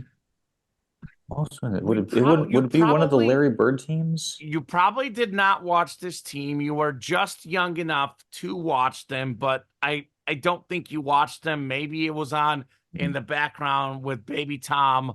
But this is a team that, you know, we're familiar with this team. You Hmm. know, it's a team So that that we means know, but somebody we that faced the Chicago Bulls. Would it be the Utah Jazz in 97, 98? not the Utah Jazz. You If it's are very baby me. warm in the Bulls era. Yeah, no, if it's baby me, then it would maybe be the Phoenix Not Suns with Charles not Barkley. not necessarily a team that faced the Bulls though. That might actually give you the answer. Oh, so Houston Rockets then. Yes. So I had the right year with the Knicks, but just the wrong side of that Not one. 94, Interesting. 95. The Houston Rockets won 9 playoff road games. Wow. 9. That's incredible. Now, Minnesota could get it, Tom. You know, Hmm. Boston struggles at home recent years. Minnesota's a tough team. My gut feeling says they probably tie it, to be honest with you. At least they'll be close. And this was Yeah. again Houston in the 5-game playoff series era, though. So they Yeah, were that team very, was not very messing around. efficient in the playoffs on the road, the 94-95 Houston Rockets. Yeah. Well, going the opposite of winning from my statement of the week. That's maybe less of a statement, kind of more of a question. Uh-oh. Can't a team just lose anymore without it being a larger indictment or think piece on the future, the status, the legacy of the team? And I'm talking, of course, about the Denver Nuggets, a team that, whether it's there's a Vincent Goodwill article, and I really like Vincent Goodwill as a writer. But really, it's the subject matter where they won a title last year and they end up not making it to the NBA Finals this year and having a chance to repeat. And well, is this as far as they can go? Have the Nuggets peaked? Well, I would say, well, if the answer is yes, they have peaked, it peaked with an NBA championship. Like, what are we going on about here? I don't understand why at the end of every season it can't just be, hey, the Nuggets, caught a couple of breaks last year, had a really good season, ended up winning the title. What happened this year? They had a really good season, didn't catch quite the same number of breaks, ended up coming up a little bit short. I mean, I wasn't necessarily super into all of the social media wasn't as big of a thing, and like all of these ESPN 24-hour shows weren't as big of a thing. But we'll be having these conversations as sports fans about the San Antonio Spurs, where it was, oh, they won a title, and then they'd go a couple of years without winning a title, and then they'd win another one with largely the same core of guys. I don't think that there was really much conversation about, oh, do the Spurs need to blow it up? What do they need to add more? Sometimes you're a good team that wins, and sometimes you're a good team that loses. I guess if we want to say that's the statement of the week, that's what it is. I know I'm being curmudgeonly about it or whatever, Curmudgeon. You but curmudgeon, Tom. I don't even know what that means, but I love like it. a grumpy old man, basically. That's what I But I thought mean, it was. let's consider, for example, the Golden State Warriors and all this hand wringing of, oh no, what are they going to do with Kevin Durant moving to Brooklyn and all this stuff? Well, they still went, and a couple years later, won a title. And how did they do it? Not by blowing everything up, not by saying, okay, Clay and Draymond and Steph have to go your separate ways. We have to rebuild this from scratch. It was no, we keep adding around the margins, and we're not going to win a championship every year, but we're going to be in it in some form or fashion. We're going to give ourselves a chance. I think the Denver Nuggets are exactly in that situation. I'm a big proponent of more give flowers to the team that wins as opposed to ask what happened to the team that lost. This is a perfect case The of Michael Malone, you guys blew a comeback. Does it hurt more? He's like, our season's over. Doesn't matter. Stupid exactly, question. Move on. That's what he said. exactly. And I mean, I probably would like soften up how I would say that sort of thing, where it's like, look, I get the question, but this isn't for, a hot take piece. It's just sometimes you win and sometimes you lose. And there's not really a bigger conversation to be had that isn't already being had. Like let's not make the mistake and think that just because the Denver Nuggets or the Golden State Warriors or the LA Lakers with LeBron and Anthony Davis, even when these teams win titles, they're still having conversations about how do we get better next year? How do we come back and win next year? So these conversations about how to improve the team aren't germane just to teams that happen to lose in that next year. Sometimes good teams win, sometimes good teams lose, and really, there's not a whole lot more about it than that. Your statement actually really transitions into mine in a way. So it's kind of like we're thinking sort of like it's different, but it's similar enough. We're sort of on the same wavelength here, Tom. We finish each Hmm. other's sandwiches, right? Not sentences. So my statement is, and it's a two-part statement. Mm. Uh Part one, there's more parity right now in the NBA than we've ever seen in the history of the NBA. The NBA for a long time was ruled by, dynasties, three-peats. It was the Lakers and the Celtics in the 60s, the 70s, the 80s even. And then we have in the 90s, the Bulls. Then we have the Spurs. We have the Lakers again. Then we had the whole Warriors and then the whole LeBron, stretch where it was Golden State Hmm. LeBron. It was always about like each decade had one or two teams that really shine in that decade.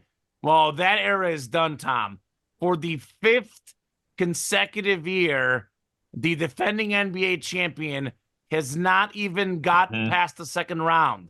They haven't even made the conference finals. Defending champion, some of these years, by the way, they didn't even make the playoffs.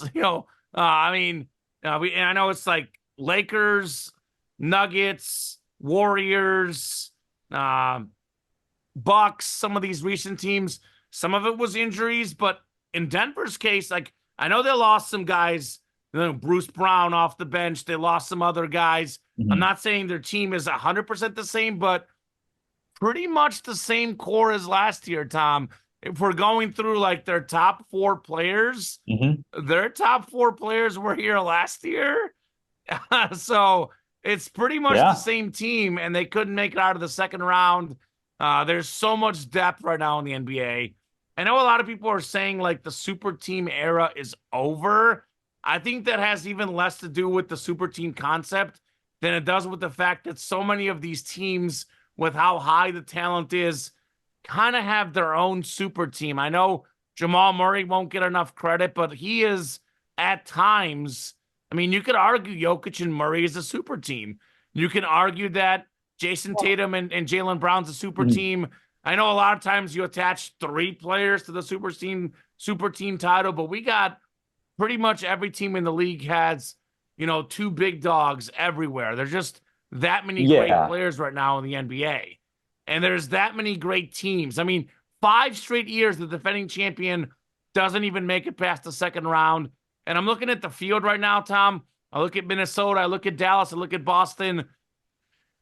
Honestly, all three of those teams have a legitimate chance to win the NBA Finals. So I can make a convincing argument for all three of these teams. I think Indiana would really have to have a lot of things go right for them, but I would say three of the four teams left, they're all about evenly matched. And I can also argue that OKC, I can argue that Denver, these teams that lost, they're every much in that same conversation with these three teams left other than Indiana. The crazy thing, Tom, the Hmm. crazy thing is a Golden State Warrior basketball team a few years removed from winning an NBA championship, again, with the same core they had on that championship team. I Hmm. know, Poole's not there, but I mean, Wiggins, Curry, Clay, Draymond, it's a lot of the same guys. The coach, Steve Kerr, pretty similar team to the one that won the championship. What is that now? 2 years ago, Tom? They can't Hmm. even get into the 8 team playoff.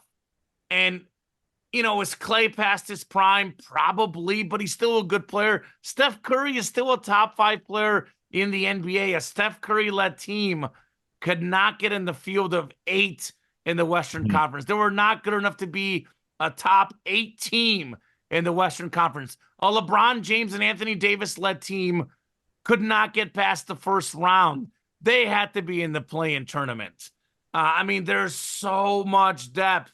Even like I know we say the West is way better, but the East if Giannis, if Embiid are healthy, there's a Hmm. lot of talent out east as well. There is more talent and more parity right now in the NBA than we've ever seen, and arguably in any sports league, like ever. Like, I just don't like. I Hmm. know you and I both picked Denver to repeat, or at least I did. I think you might have had Boston, but and it's I've flipped between the two, but and it's the yeah. era of the repeats. The Chiefs repeat in the Super Bowl, UConn repeats in the NCAA tournament, but not in the NBA. And it's a 7-game series. NBA is different. It's a 7-game series. The best Hmm. team will usually win over a 7-game series. Injuries, of course, play a part in that. We've certainly seen that in several series for sure. But it's not a 1-game elimination. If there's a clear best team or two, we should have the same matchups.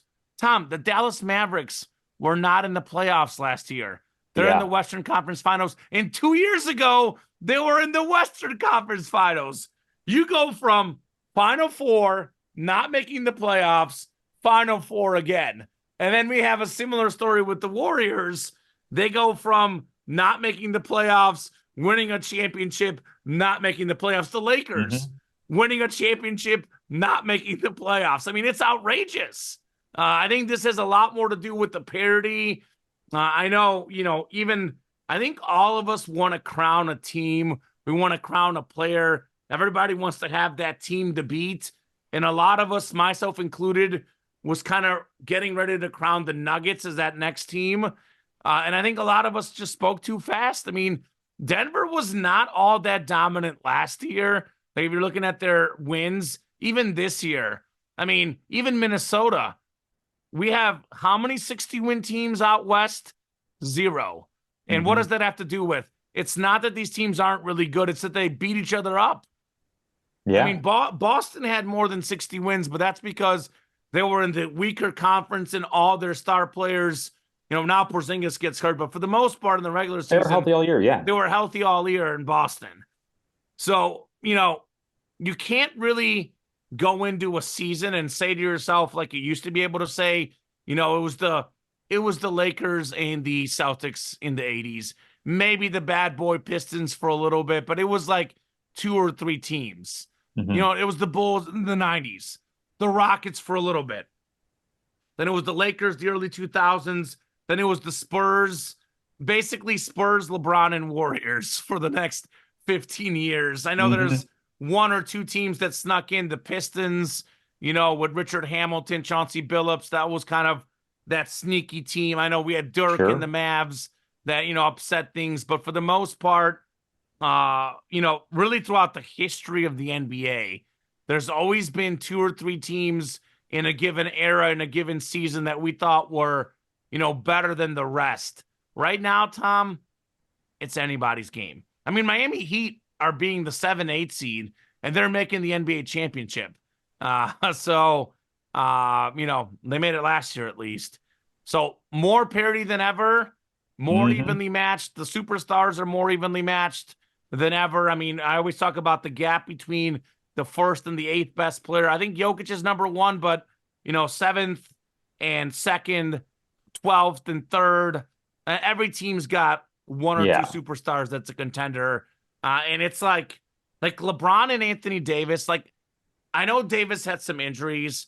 I know LeBron's a little bit older, so it's not quite the duo that they were when they won the bubble championship. Both guys have regressed a little bit, but that duo was good enough to win the championship 3 years ago in this league, or wherever it was, 3, 4 years ago, Tom. Hmm. And even in their prime, I'm not convinced that duo is good enough. I mean, obviously, they weren't good enough to get out of the first round. Even if we took prime LeBron and prime Davis and put them with that Laker roster, I don't know, Tom. That's how Yeah. good the league is right now. Hmm. So it's exciting. It's exciting. I know, someone who likes to predict things, likes to be right, likes to gamble, likes to know the outcome. That side of things, it's a little bit tricky. But from just a sheer fan perspective, it's wonderful not knowing what's going to happen. It Hmm. really is. And, I don't really know what's going to happen the rest of the way. I know you're very confident in Minnesota. I am so in the air between Minnesota and Dallas. And I just want to enjoy the series. I'm going to try to do my best to not bet as much, because sometimes when you bet, like it creates a little bit more fun, but sometimes it has the opposite effect because then you feel invested. So I'm probably not going to bet Mhm. on the spread in game one. Probably going to avoid the spread most of the series unless I feel really good about a matchup. I'll just take the Edwards over points because I think he's a shoe-in to have a big game one, Tom. Absolutely, yeah. And it makes it really, really fun because I know dynasties play a role in building up sports leagues. I mean, like you said with the NBA, perfect example between the Celtics and the Lakers and Larry Bird and Magic Johnson, basically taking the NBA from the tape delay era into the live broadcast and setting the table for a superstar like Michael Jordan to just take this thing global. And the NBA has not looked back since. You look at the Cowboys, for example, the San Francisco 49ers, kind of like spearheading that in the early, late 80s to early 90s for the NFL. And then kind of like more modernly, of course, you had the New England Patriots, Now the Chiefs. now the Chiefs. So like I feel like there has to be for every sports league, kind of like some ebbs and some flows as far as dynasty versus a little bit of, fresh rivalry, which like I really like that notion. I really like the idea of like homegrown teams. I know like you mentioned this the whole super team thing. The reason why I would say like the Nuggets are not a super team is the same reason I would say the San Antonio Spurs were never a super team. This was all homegrown talent that was drafted and developed. There's some exception. I quibble with calling the '08 Celtics a super team because you're trading for a past his prime Ray Allen and a near the end of his prime Kevin Garnett.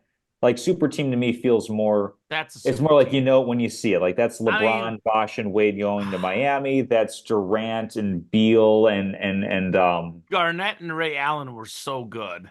Durant, Beal, and yeah.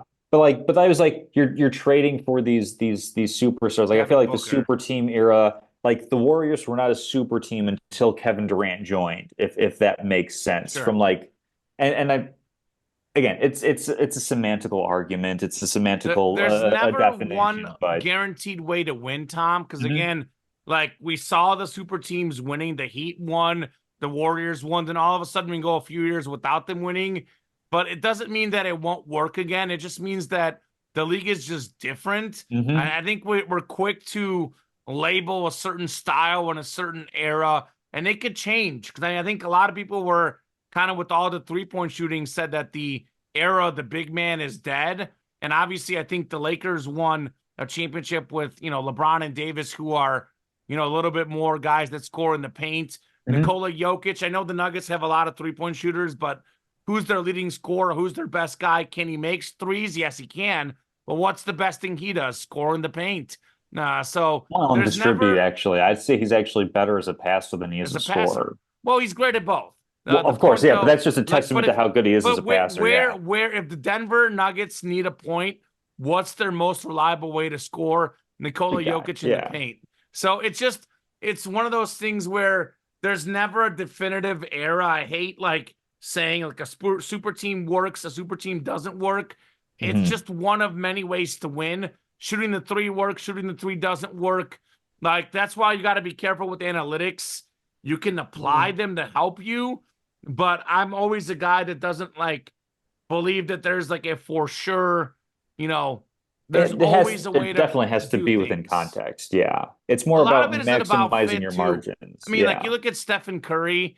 Why did the Warriors do so well? Because they're all about ball movement, and Stephen Hmm. Curry was okay with that. Why did the Heat win? You look at the first year the Heat played, LeBron and Wade were deferring to each other. And what did Dwayne Wade say? Dwayne Wade went up to LeBron after year one and said, LeBron, look, this is your team. You're the guy.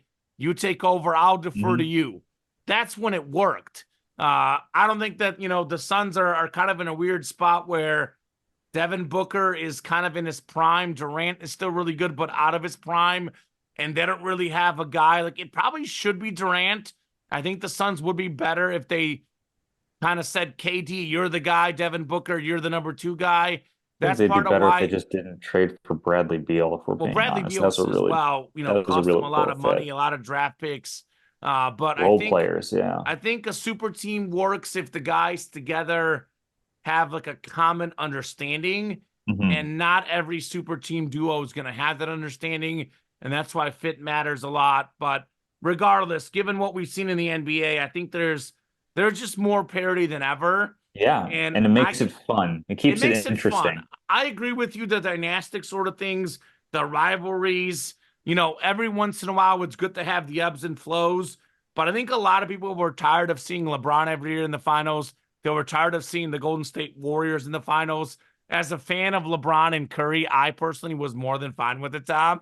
I Yeah. enjoyed it as just as a fan of those two guys.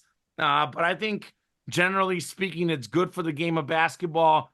And I kind of think basketball is in the same spot as football. You know, people are always looking for the next star. Well, you know, Tom Brady, Peyton Manning, Drew Brees, Ben Roethlisberger, Eli Manning, all these guys leave. Now we have Mahomes, Josh Allen, Joe Burrow, Jalen Hurts, Justin Herbert, Lamar Jackson. Hmm. There's so many stars that are up and coming. Same deal with the NBA. I mean, like, Curry, LeBron, Durant, these guys are going to leave the league at some point, probably in the next 5 years, if not sooner, really. And guess what? We have Doncic. We have, Anthony Edwards. We have Shea Gilgeous-Alexander. It's just like retooling that talent. It's great. We're in a great spot.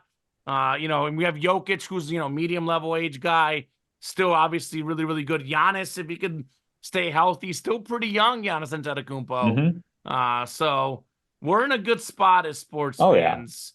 I'm glad to be, in this world enjoying these sports, Tom, because it's a great time to be a fan in general of sports, Indeed. except for Looking forward to Messi. We'll never replace Messi, but that's a whole different story in its own. uh, Mbappe or Holland's not gonna. No, Okay. not the same. They got to deliver on the big stage, and I'm I'll talking give him about time. Mbappe, not when he's a 19-year-old is the number 2 or 3 player on France's World Cup. When he's the guy, I want to see them deliver in those stages. Hmm. So, but anyway, yeah, great stuff. Next week, we'll reconvene. We'll kind of see how it's going, but Sure. I'm leaning hopefully maybe on a Thursday show because we're a little deeper in those playoff Hmm. series. So more fun shows to come in the weeks ahead. And I can't wait to see just as a fan, Tom, the Dallas and Minnesota series, because I know you're very convinced. I am very skeptical. I want to see these two teams match up head to head before I really, really am confident on either team. Because I'm personally like 51, 52% Mm. Minnesota right now. I'm definitely on that, I'm Sure. on that line where I'm not sure. I could be convinced otherwise if things look good for Dallas in game one or game two. Yeah, we'll see. It'll definitely be exciting stuff for the weeks coming up, and definitely looking forward to recapping that. As we might have some information by next Thursday about who the Eastern Conference representative is in the NBA Finals. Possibly. At least that's what I believe, and we'll All see right. what the West has to offer as well.